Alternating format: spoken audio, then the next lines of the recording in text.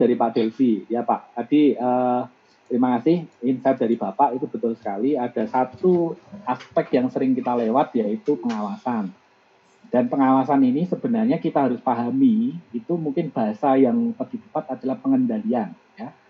Jadi kalau pengawasan itu ya kayak polisi ya kita ngawasi, tapi pengendalian ini adalah bahasanya seperti kusir naik sepeda, kusir kereta ya. Jadi ada saatnya kita narik kekang, ada saatnya kita mecut. Jadi pengawas itu fungsinya dua. Ketika pengelola ini kebablasan ya kita ngerem, tapi kalau pengelola itu diem aja ya kita harus mecut gitu loh. Jadi perannya aktif. Nah, tadi saya sepakat mungkin yang lebih tepat yang kita sebut adalah pengawasan publik lokal desa. Itu yang kita ngomong di mana-mana. Kita udah ketemu BPK. Jangan kita bahasanya main audit, pemeriksaan dan lain sebagainya. Karena ini lagi startup, lagi berkembang. Kita BUMDes ini kita harus pahami semua karakternya adalah muncul karena kewenangan lokal skala desa. Maka ketika dia di desa itu sudah selesai, kita harus hormati kelembagaan itu. Nah, disitulah muncul adanya pengawasan publik. Yang ada 3 sebenarnya pengawasan publik. Satu adalah masyarakat di forum tertinggi yaitu Musdes. Nah, kita kemarin sampaikan di beberapa peraturan, termasuk di Permendesa, termasuk di ADART, ada satu yang kurang, yaitu apa? Pertanggungjawaban itu harus spesifik masuk agenda Musdes. Meskipun dia disampaikan oleh kepala desa sebagai laporan pertanggungjawaban kepala desa, tapi di situ harus spesifik bahwa laporan tahunan BUMDes, laba bersih BUMDes, pembagian hasil dan hal-hal penting itu harus dilaporkan, disepakati di Musdes. Karena ini bentuk eksekusi dari kekuasaan tertinggi BUMDes ada di Musdes. Nah, ketika kita sudah selesai di situ, harap semua pihak menghormati. Kita sudah sampaikan ke BPK, BPKP, ini sudah ada sepakat. Nah, problemnya adalah nanti ketika di Musdes tidak ada sepakat, ada warga yang melaporkan ini ke polisi, ada yang melaporkan ini ke BPK. Nah, itulah kewenangan lokal skala desa sudah mungkin agak lepas. Karena apa? Karena ini muncul dari warga. Di situ pintu masuknya ini sudah ada kesepahaman, makanya alhamdulillah dari 45.000, 50.000 BUMDes belum ada yang kena kesangkut masalah hukum, dan kita Bapak Ibu jangan jadi yang pertama. Itu pesan kita itu aja. Jadi kita jaga benar-benar ini BUMDes ini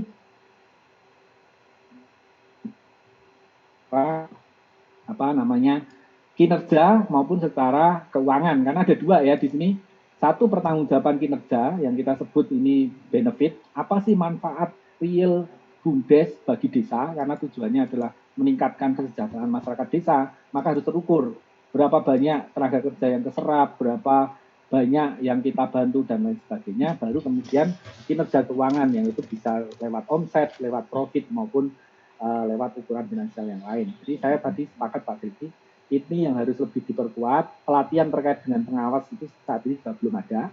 Ya, itu bisa apa? Nah, pengawas ini job desk-nya nggak jelas, dia nggak pernah dilatih, dipilih orang-orang yang nggak kompeten, maka ya dia pengawasan jadi nggak efektif. Ini ada 2, kelembagaannya satu itu belum cukup kuat, yang kedua itu adalah kapasitas SDM.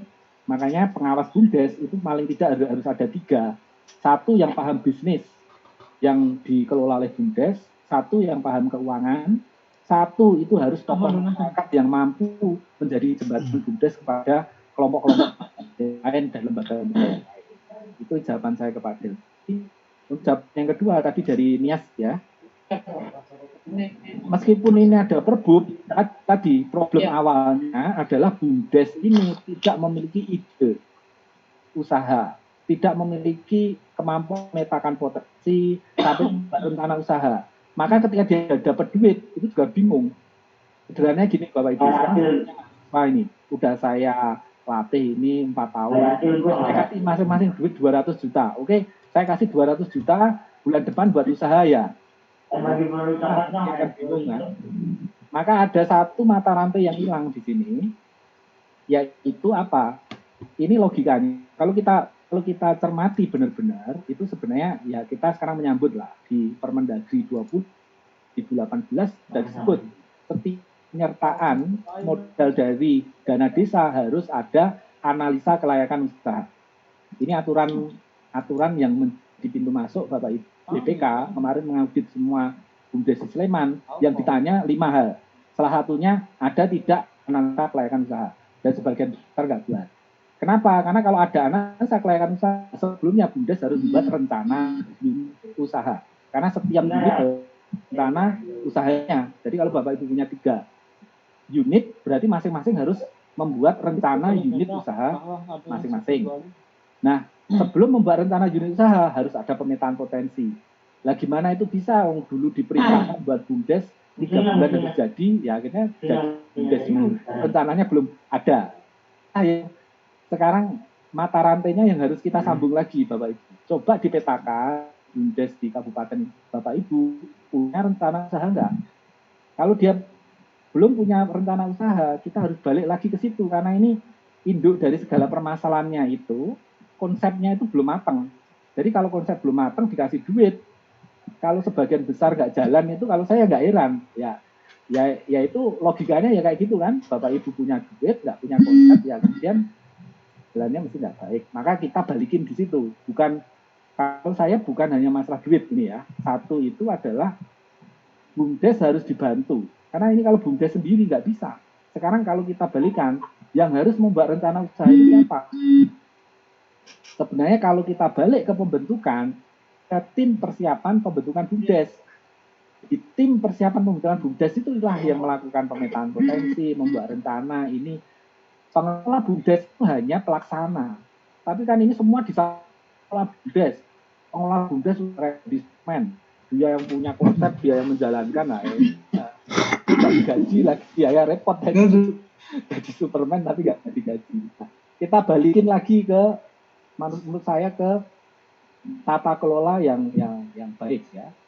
Kebijakan kita lihat di lapangan match belum sama tata kelola. Yes, Mas Tio ya, terima kasih ya. Akhirnya ketemu di sini. Belum pernah ketemu langsung, tapi sudah sering komunikasi. Satu, kalau tanya ke saya normal baru itu akan sampai berapa? Ya kalau saya boleh jawab sampai 2 tahun.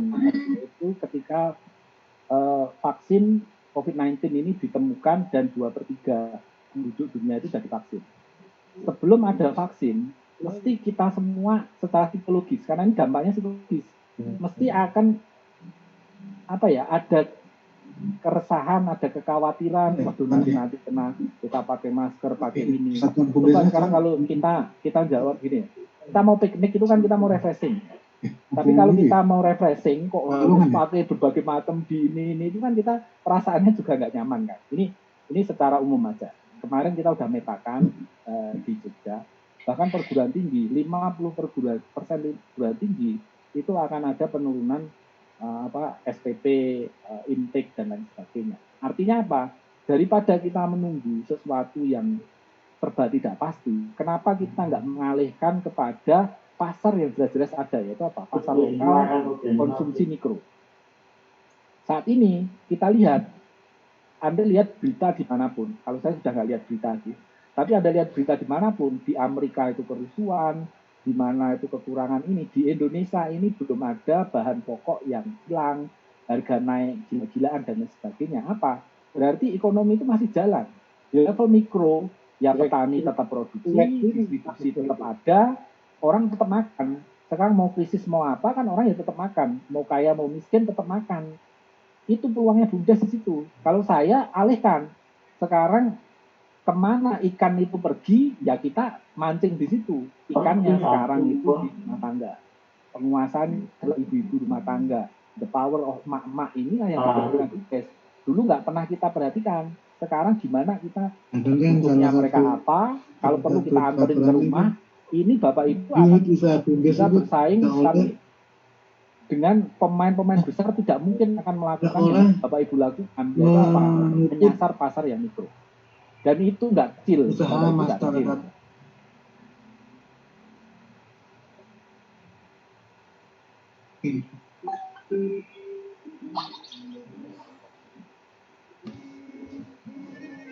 Ini malah di syuting ini. Ya.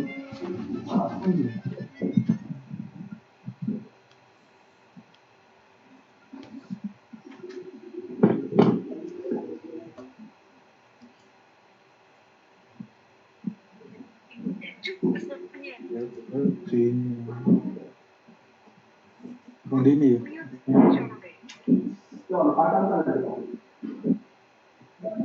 Lagi belajar, Teng. Hah? Oh ya, itu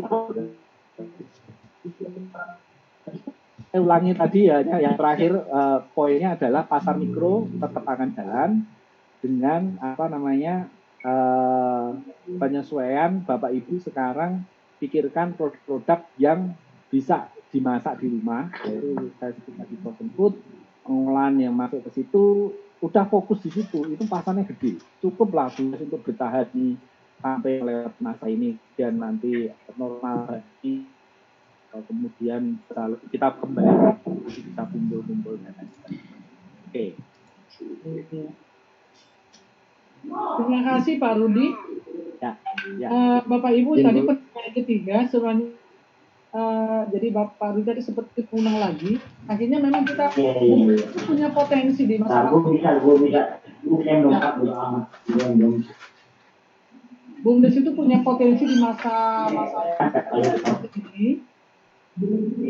Mohon Bapak Ibu yang lain sudah mute tapi masih ya. Selanjutnya kami buka untuk sesi yang kedua. Sesi yang kedua dari Kaltim, Bu. Yang sudah ya Pak yang sudah memberi kode Pak Medistra ya. Ini Jogja. Ya, silakan. Muslim dari Kaltim. Sama-sama dari Jogja. Ya. Dari Jogja dulu Pak Medistra ya, silakan Pak. Sebentar, Bu. Ya. Satu dulu ya Pak. Silakan Pak. Ya. Bu, izin bertanya. Ya, Pak Medistra mana?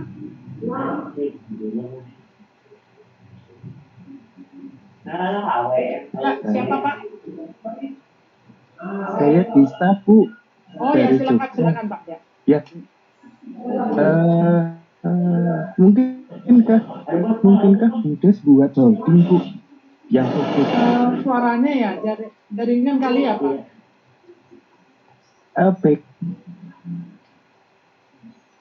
Background, Bu, dari itu apa? Orang-orang yang belum di-mute. Saya nggak begitu dengar.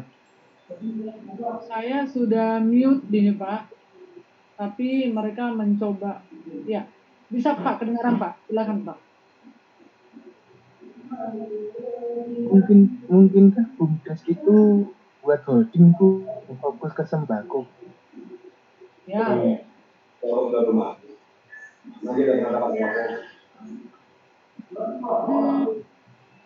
Yang nanti didistribusikan ke BUMDes langsung, Bu.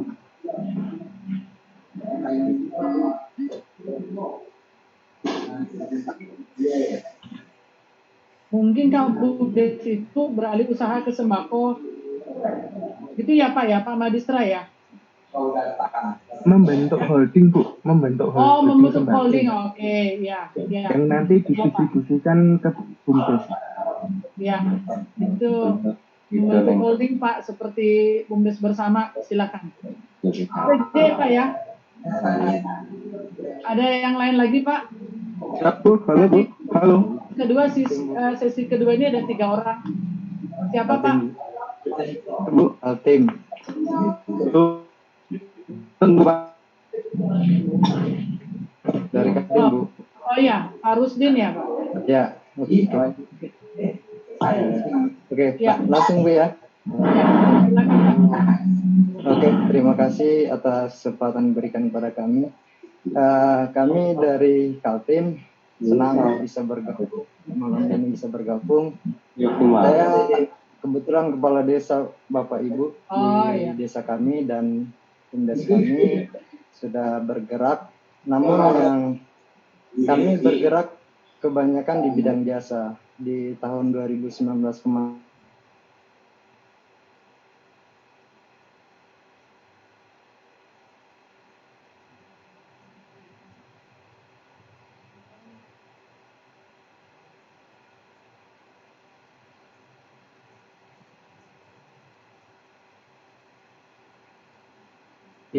Diberikan pelatihan nanti agar BUMDes kami bisa lebih maksimal lagi. Yang kedua, saran aja sebenarnya pengennya pemerintah khususnya Kemendes lebih bisa memaksimalkan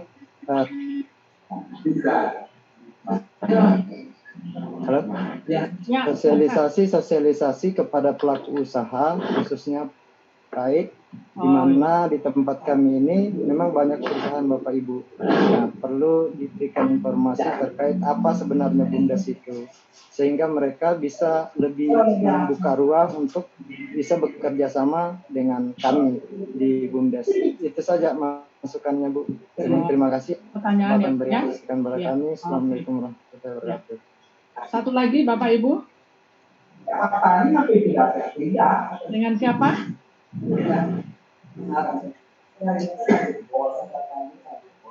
Bapak Ibu dari ada yang mau bertanya dengan siapa?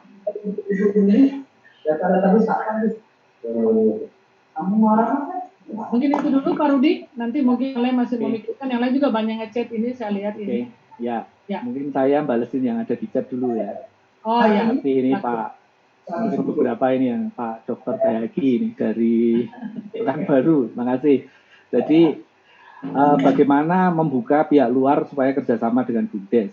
Jadi satu, BUMDes itu harus ada pemahaman bahwa tanpa ada kemitraan bersama itu maka geraknya dan saat ini sebenarnya ada perguruan tinggi, mungkin lebih 100 perguruan tinggi bergabung di Pertides. Kemudian di luar itu masih banyak lagi Bu yang mau bergabung tapi belum bisa bergabung. Kemudian coba kita fasilitasi dulu di forum akademisi BUMDes, hampir ada 315 doktor, profesor, kemudian banyak dosen-dosen yang tergerak ya untuk membantu ke BUMDes. Kita ya sebisa kita kasih informasi mana yang membutuhkan. Kemudian sebentar lagi ini ada launching untuk kampus Merdeka membangun desa. Jadi bagaimana mahasiswa-mahasiswa ini tetap bisa KKN, tetap bisa magang, tapi secara online. Jadi Bapak Ibu sekarang sederhananya ya modal wajib adalah WA, Zoom, dan paket data itu jangan pernah habis Pak. Jadi itu ya sekarang kita kendaraannya di situ. Jadi info-info yang ada itu ya memang harus cepat nih, BUMDes harus proaktif karena akan ada banyak ya fasilitasi. Meskipun ini tidak harus fasilitasi ngasih duit ya, tapi banyak yang kita dapatkan. Jadi di situ maka kita dorong BUMDes ya, ayolah buat website sederhana. Kita sekarang latih, kalau enggak yang buat akun Facebook lah, paling sederhana. Buat akun Facebook, buat akun Instagram, buat web di WordPress yang gratis-gratisan aja. Terus setiap hari satu posting. Setiap hari itu foto produk Anda, kemudian posting, foto posting. Nanti lama-lama kan Bapak Ibu, wah ini captionnya diganti. Ini sesuatu yang kita merubah kebiasaan. Jualan kita itu sekarang ya di online itu Bapak Ibu.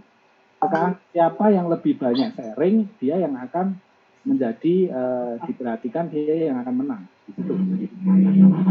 Kemudian yang kedua, ini ada ya Pak Mangku Kandia, ini sahabat saya dari Bali. Saya tadi revisi sebenarnya gelar doktor saya belum saya dapat, dapatnya tahun depan, tapi ini saya anggap saya doa aja. Amin. Amin gitu ya.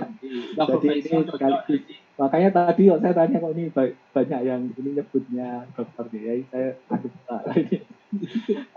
tahun depan insya Allah ya.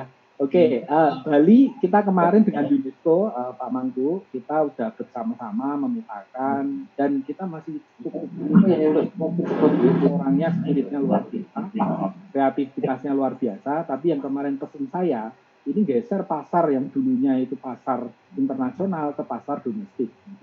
Ya sekarang mau nggak mau tadi karena ikannya ini lagi berhenti bergerak ya, jadi ya ikannya ya ikan-ikan lokal. Jadi yang biasa Pak Mangku dapat dolar ya sekarang ya sekali-kali dapat rupiah. Pasar lokal ini masih bisa dijalankan. Jadi produk Bali, contoh yang kemarin saya nyebut ya ada minyak gosok lah. Kalau saya sebut aja lah minyak kutus-kutus lah, itu kan dari Bali ya. Kutus itu kalau nggak salah 8 kan, minyak 8 minyak kutus-kutus. Itu penjualannya istilahnya fenomenal lah gitu ya. Sehari bisa produksi 14.000 pieces, mungkin sebulan bisa dapat 20-30 miliar Pak, hanya dengan jual obat gosok. Artinya sekarang itu bukan masalah produk, Gitu loh. Pengen kita sampaikan ke bumdes-bumdes. Zaman sekarang bukan masalah produk, tapi bagaimana cara menjual produk. Itu yang lebih penting. Jadi produk Bapak Ibu itu biasa, Bapak Ibu ketemu cara model jualan yang inovatif, itu akan gede. Nah, jualan model yang inovatif itu apa? Itu yang disebut jejaring atau reseller. Makanya sekarang satu, masing-masing bumdes itu harus punya produk. Yang kedua harus buat branding. Jadi Pak Mangku ini, saya yakin produk Bali itu banyak yang unik. Buat seperti minyak putus-putus, masukkan seluruh Indonesia, pakai jejaring bumdes. Nah, ini bumdes yang sekarang digawangi Pak Mangku, bumdes bersama Gianyar Aman itu udah disebut di mana-mana. Ini termasuk bumdes yang sukses mengkonsolidasi bumdes-bumdes hampir 60 bumdes kalau nggak salah ya Pak Mangku. Nah, sekarang kan ada produk lain. Kalau nggak salah di situ juga jualan air sekarang ya. Nah, ini yang sekarang menurut saya prospeknya di situ. Sambil kita nunggu nanti wisata itu pulih, kalau nanya saya ya 2 tahun lagi. Nah, sambil ini menurut saya dorongan kita untuk inovasi kepada produk-produk lain yang sebenarnya Bali itu banyak sekali potensinya. Yang dulu mungkin karena fokusnya ke wisata, jadi kayak produk tadi minyak gosok, dan air dan apa ini enggak ini. Kalau saya di situ dan pakai jejaring, jaringannya Pak Mangku itu kan seluruh Indonesia gaet kenal. Nah itu sekarang mereka nggak ada job juga, kasih kerjaan untuk jualan produk-produk yang sudah modern.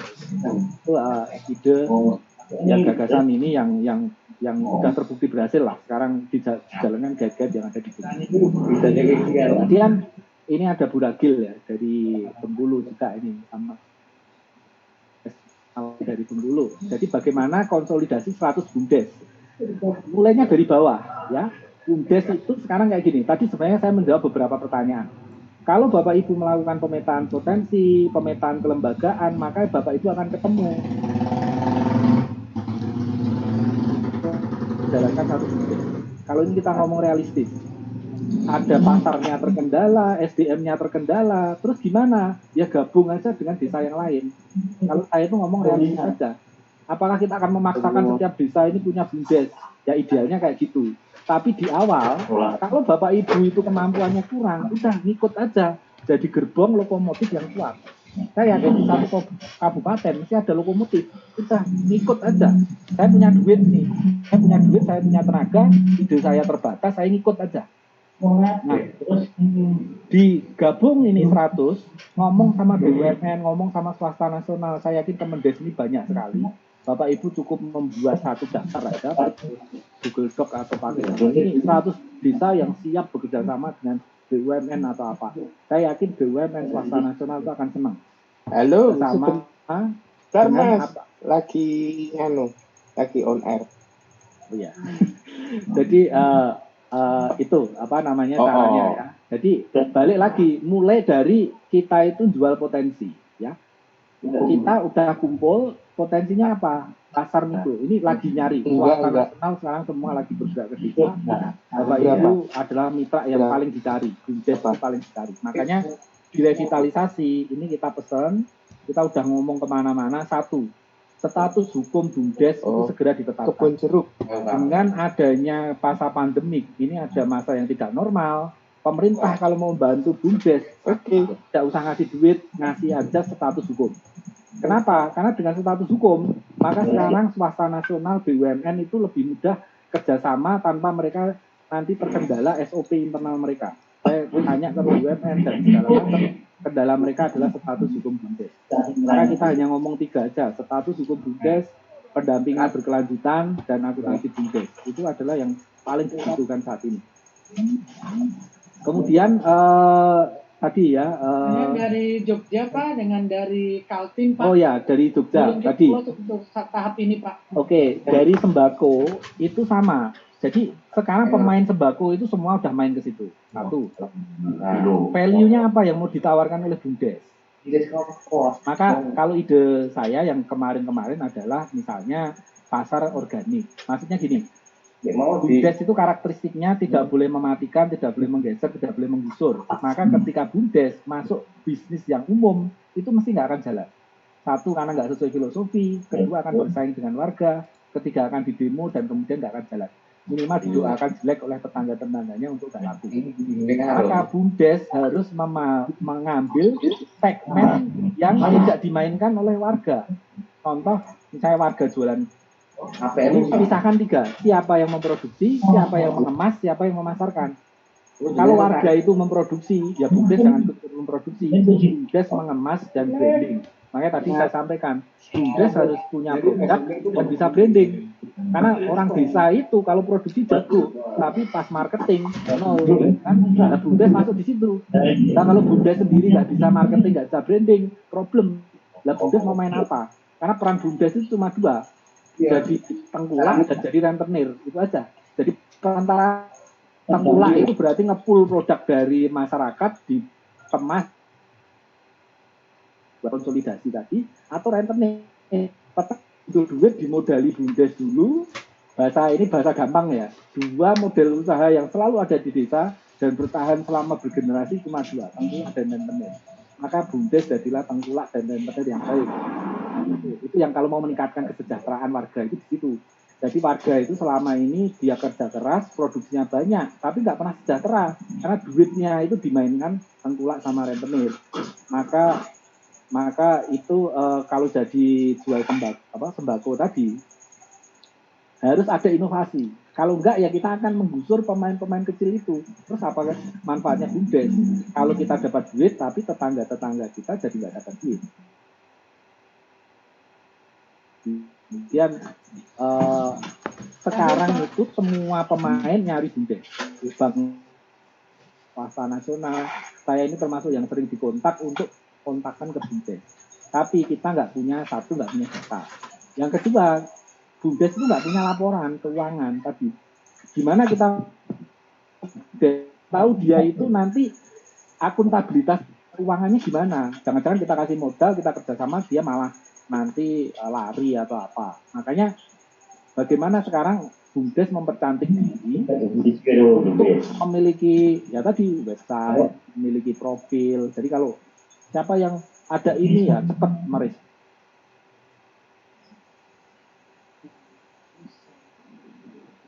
BUMDes kemudian kayak nggak siap ya, karena harus menyusun lagi. Padahal ini sebenarnya datanya udah ada.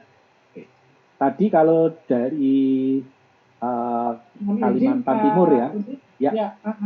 Untuk yang terakhir Pak Rudi, karena untuk kita ada tahap kedua, masih menunggu masih puluhan BUMDes kita di belakang yang akan berpartisipasi. Oh ya, oke. Ya, singkat saja ya. Kalian yang terakhir Pak Kaltim ya, Pak Rusdin, silakan Pak. Itu tadi pertanyaannya gimana Bu? Diulang. Mereka bagaimana untuk meng-hire para perusahaan-perusahaan terkait di sekeliling di daerah itu. Jadi mereka banyak perusahaan di sekitar desa. Jadi itu ada kewajiban mereka untuk ada CSR. Untuk ring 1, ring 2. Ini kewajiban mereka harus menyisihkan 1% dari revenue. Kita itu dikontak banyak sekali perusahaan dari CSR di mana membuat program yang sustainable. Lah BUMDes ambil peran di situ. Yang selama ini basisnya cuma bansos, BUMDes ini bisa punya inovasi. Kalau Bapak kasih saya 500 juta, ini nanti akan bermanfaat tidak hanya untuk 100 orang, tapi bisa untuk 200 atau 500 orang. Jualan BUMDes itu, itulah tadi yang saya sampaikan. BUMDes ini jangan jualannya itu hanya basis produk dan barang aja, tapi yang kita jual value. Jualan kita itu pemberdayaan. Kan lebih banyak orang. Nah, Bapak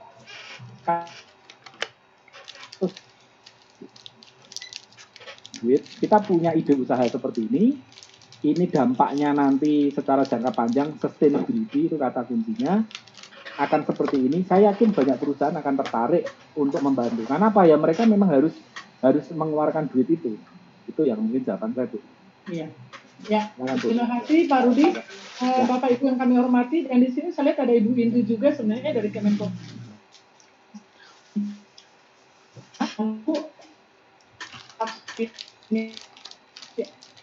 Setelah sesi ini, Bapak Ibu yang sudah mendapatkan pencerahan dari apa yang disampaikan Pak Rudi, ini antisipasi.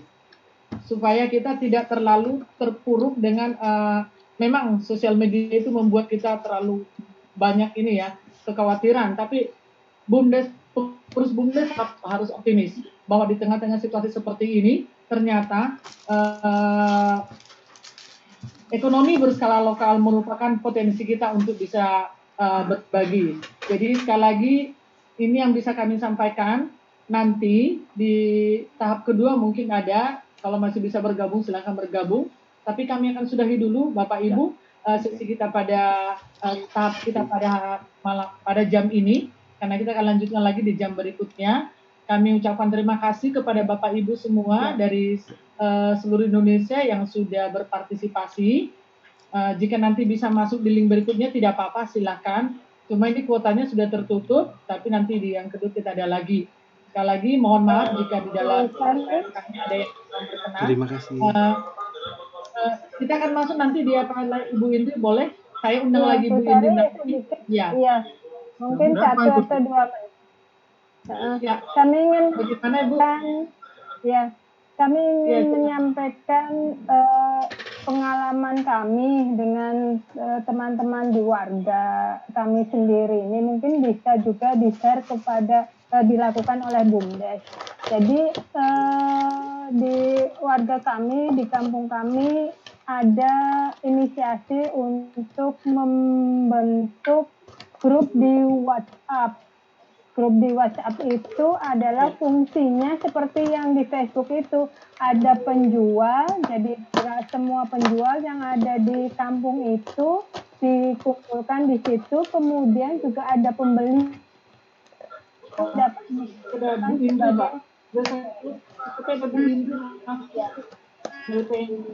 mungkin ini bisa dilakukan oleh BUMDes seperti itu. Ini sesuatu yang sederhana tetapi mungkin bisa membantu teman-teman masyarakat sekitar untuk pemberdayaan ekonomi. Demikian mungkin Mbak Sari yang bisa kami sampaikan. Bagus sekali Bu Indri. Bisa menjadi apa ya, replikasi. Nanti kami akan sempat lagi Bu Indri. Sekali lagi kami ucapkan terima kasih, mohon maaf segala kekurangan, dan kita akan bertemu nanti di sesi berikutnya. Wassalamualaikum warahmatullahi wabarakatuh. Waalaikumsalam warahmatullahi wabarakatuh.